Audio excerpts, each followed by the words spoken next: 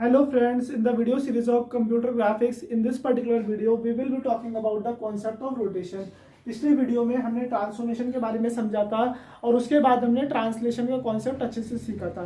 Translation मतलब क्या था? Change in position of an object is known as translation. So आज के इस वीडियो में वो कॉन्सेप्ट को आगे बढ़ाएंगे और आज के इस वीडियो में हम बात करेंगे रोटेशन के बारे में। रोटेशन जैसे कि नेम सजेस्ट कर रहा है, किसी भी चीज को रोटेट करना। We rotate an object by a particular angle theta. हम एक ऑब्जेक्ट को रोटेट करेंगे एक एंगल थीटा से। सो आइए इसका भी एक एग्जांपल लेके समझते हैं। सबसे पहले हम डायग्राम ड्रॉ करते हैं। So this is my X axis and this is my Y axis. ये क्या हो गया मेरा? This is my X axis and this is my Y axis. So guys मैं यहाँ पे एक पॉइंट ले रहा हूँ। पॉइंट है मेरा P। This is my P। इसके कोऑर्डिनेट ले लिए मैंने एक्स वाई। सो गाइज ये मेरे कोऑर्डिनेट है। अब मैं यहाँ से, ये है मेरा ओरिजिन। ओरिजिन के कोऑर्डिनेट क्या है यहाँ पे? 0,0। This is my origin. अब यहाँ से जो इसका डिस्टेंस है ओरिजिन से, ये स्ट्रेट लाइन होगी दोस्तों। This is my straight line. अब जो यहाँ से डिस्टेंस है इस पर्टिकुलर पॉइंट P से, this distance is my R। ये क्या है distance? This is my R distance. अभी ये कितने एंगल पे है? Suppose this is at an angle phi. Is it clear guys? ये एक एंगल फाई पे अभी मुझे पॉइंट दे रखा है जिसका डिस्टेंस ओरिजिन से कितना है? R है। डिस्टेंस R है। अब मुझे क्या करना है? इस पर्टिकुलर पॉइंट को रोटेट करना है। कितने डिग्री पे रोटेट करना है? मुझे थीटा डिग्री पे रोटेट करना है। सपोज मेरा पॉइंट यहाँ पे आ जाता है दोस्तों। This is my point P। अब मेरा पॉइंट यहाँ पे आ गया। अब मैं इसे यहाँ से अटैच कर देता हूँ। सो मुझे कितने डिग्री पे रोटेट करना है? मुझे इसे थीटा डिग्री पे रोटेट करना है। ठीक है, मैंने कर दिया थीटा डिग्री पे रोटेट। अब मैं इसे यहाँ से अटैच कर देता हूँ, ये वाली लाइन को। सो अगर मैं यहाँ से इसे अटैच करता हूँ, ठीक है मैंने अटैच कर दिया, एंड इस वाली पॉइंट की लाइन को भी यहाँ से अटैच कर देता है। So this is my point P1। सो जो मेरे कोऑर्डिनेट होंगे P डैश के, that is my x dash और वाई डैश कोऑर्डिनेट है मेरे। ठीक है, ये भी 90 डिग्री का एंगल है। This is also 90 degree angle. So मैंने क्या किया? इसे काउंटर क्लॉकवाइज या फिर एंटी क्लॉकवाइज डायरेक्शन में रोटेट कर दिया। I have rotated in anti clockwise direction, या फिर आप बोल सकते हो counter clockwise direction. Counter clockwise direction, या फिर आप क्या बोल सकते हो? एंटी क्लॉकवाइज डायरेक्शन में हमने क्या कर दिया? इसे रोटेट कर दिया, इसे ट्रांसफॉर्म कर दिया। सो गाइज इस कॉन्सेप्ट को आगे बढ़ाने से पहले मैं आपको कुछ बेसिक चीजें याद दिलाना चाहता हूँ जो कि आपने 11th क्लास में फिजिक्स में पढ़ी होगी। कॉस थीटा की किसके इक्वल होता है?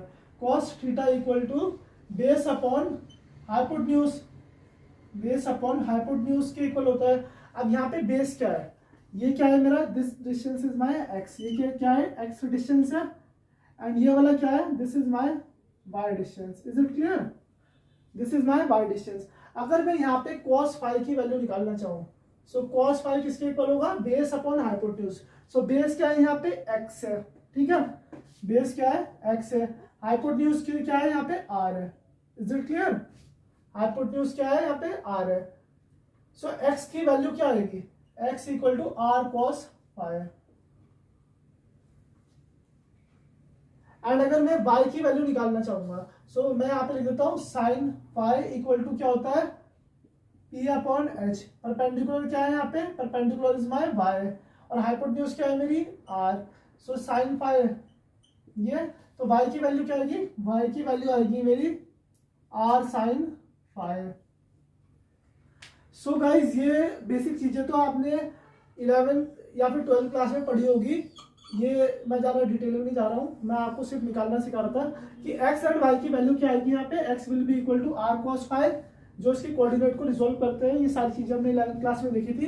एंड y की वैल्यू क्या आएगी? y will be equal to r sin phi. इसका रेजोल्यूशन है this x value is equal to r cos phi and this is equal to r sin phi. So guys अब आप एक चीज देख सकते हो, मैं इसे तो फिलहाल के लिए इरेज कर रहा हूँ यहाँ पे, एंड अब हम अपना डेरिवेशन स्टार्ट कर रहे हैं। सो मैंने क्या किया? मैंने अपने पॉइंट को ट्रांसफॉर्म किया, मैंने अपने पॉइंट को रोटेट कर दिया।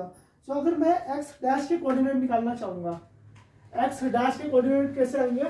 आप देखो x डैश कितना डिस्टेंस है? x डैश यहाँ से यहाँ तक का डिस्टेंस क्या है मेरा? x dash. और यहाँ से यहाँ तक का डिस्टेंस क्या है मेरा? y dash.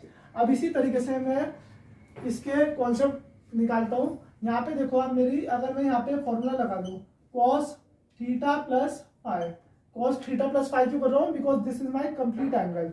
Cos theta plus five किसके इक्वल होगा, बेस अपॉन हाइपोटेन्यूज।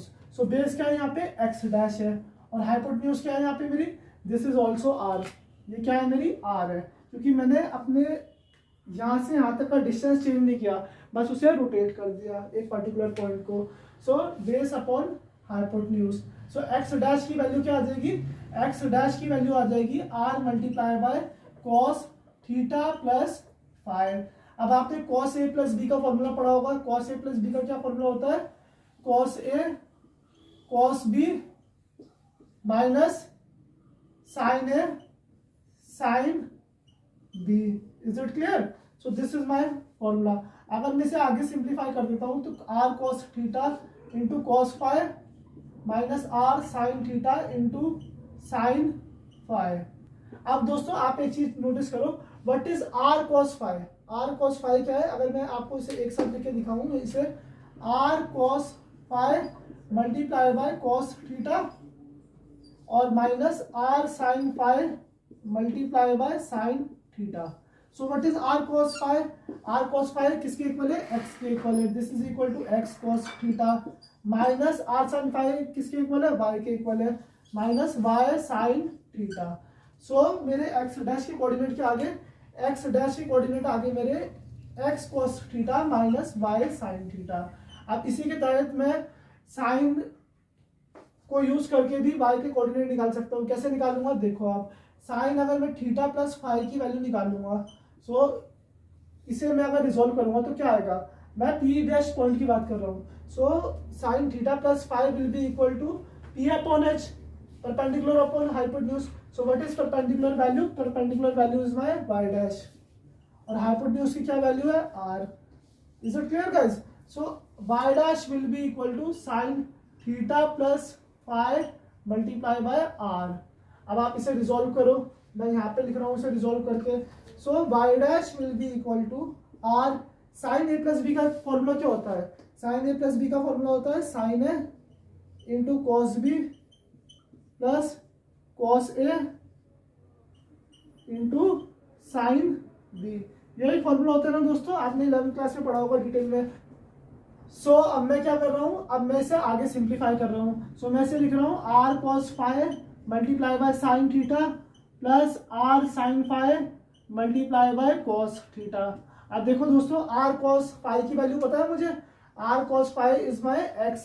सो ये किसके इक्वल आ गया, x sine theta plus r sine five की वैल्यू क्या है मेरी, वाई है, प्लस क्या आ गया, वाई कॉस थीटा। सो मुझे वाई डैश के कोऑर्डिनेट मिल गया, मिले या नहीं मिले, x sine theta plus Y cos theta. और एक्स डैश के क्या कोऑर्डिनेट आए मेरे, एक्स डैश के कोऑर्डिनेट आए मेरे x cos theta minus Y sine theta. Y dash के कोऑर्डिनेट आगे मेरे दोस्तों x sine theta plus Y cos theta. So ये वाली चीज आप क्लियर है? आप एक बार ये डेरिवेशन अच्छे से देखो और अपनी नोटबुक में नोट डाउन कर लो। सो गाइस अब मैं क्या कर रहा हूँ, इसे इरेज कर रहा हूँ और यहाँ पे हम आगे की कॉन्सेप्ट सीखते हैं। So I am erasing this particular thing and इसे भी कर देते हैं इरेज। ठीक है, अब देखो दोस्तों मैंने क्या चीज यहाँ पे कैलकुलेट करी, जो मेरे एक्स डैश के कोऑर्डिनेट आएंगे that is equal to my x cos theta minus Y sine theta, और वाई डैश के कोऑर्डिनेट क्या है मेरे, वाई डैश के कोऑर्डिनेट आए मेरे x sine theta plus Y cos theta.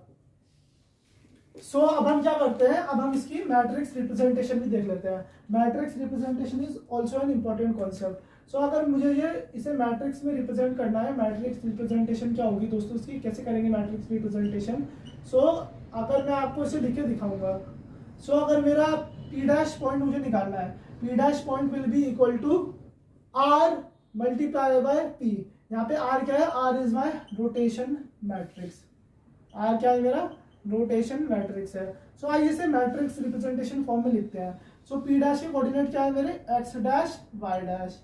अब मुझे आर क्या करना है, रोटेट करना है काउंटर क्लॉकवाइज डायरेक्शन में, मींस एंटी क्लॉकवाइज डायरेक्शन में। हम क्लॉकवाइज डायरेक्शन में भी रोटेट कर सकते हैं, वो कॉन्सेप्ट हम अपने एग्जांपल के साथ आगे देखेंगे, लेकिन अभी आप एंटी क्लॉकवाइज या फिर काउंटर क्लॉकवाइज का कॉन्सेप्ट सीखो।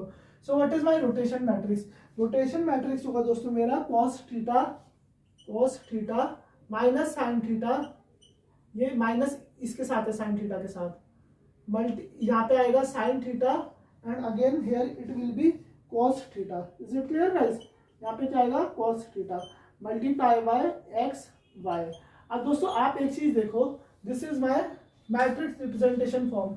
अगर आप इसे सिंप्लीफाई करोगे, so what will happen after simplifying this particular thing? अगर आप इसे सिंप्लीफाई करोगे तो एक्स डैश की क्या वैल्यू मिलेगी? cos एक्स cos थीटा, ठीक है, minus Y sine theta.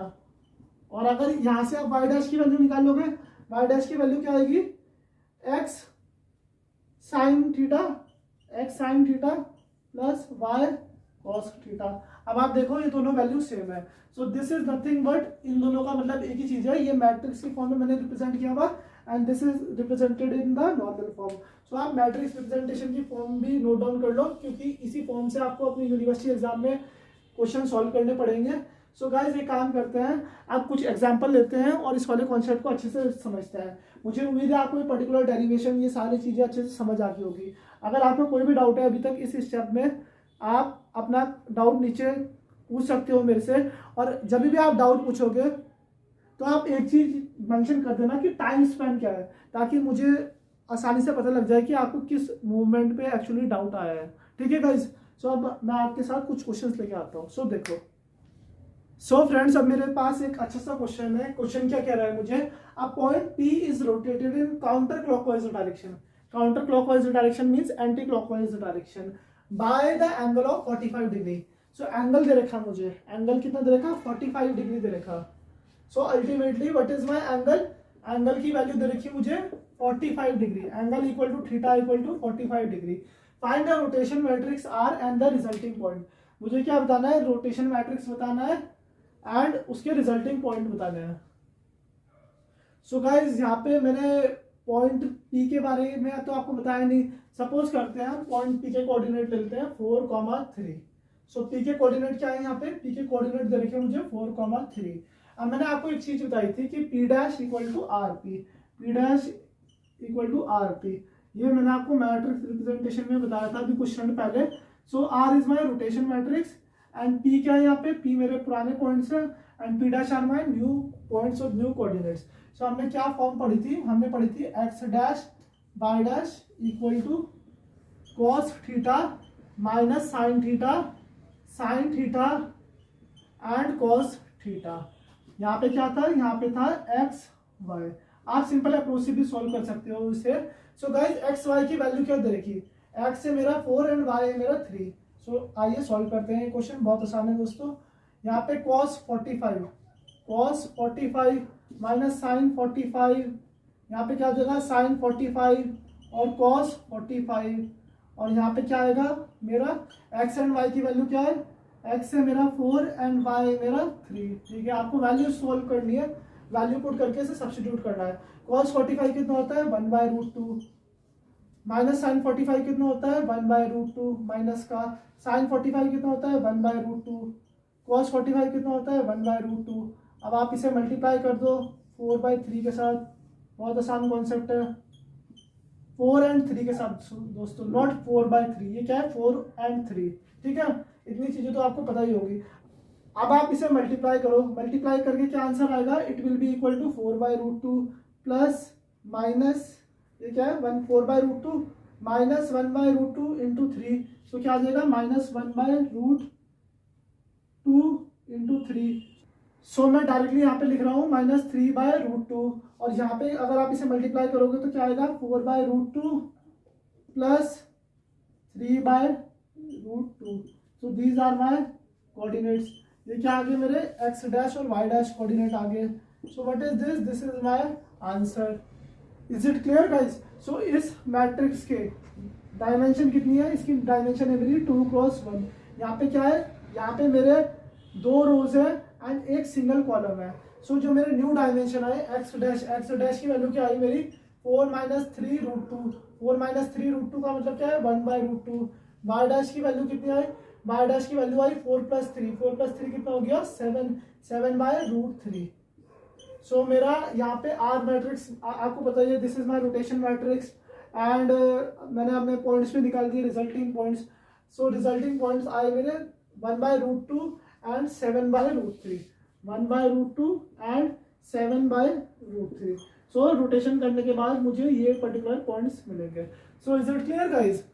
So अब हम आने वाली वीडियो में कुछ और क्वेश्चन प्रैक्टिस करेंगे और अच्छे से अपना कॉन्सेप्ट सीखेंगे। सो आने वाली वीडियो में हम क्वेश्चंस भी प्रैक्टिस करेंगे और जो हमारे बच गए पॉइंट क्या क्या, scaling, sharing, reflection and all those things, हम वो भी ज़्यादा डिटेल में सॉल्व करेंगे। सो गाइज अगर आपको ये वीडियो पसंद आई है तो प्लीज़ वीडियो को लाइक करो, चैनल को सब्सक्राइब करो and press that bell icon and stay tuned.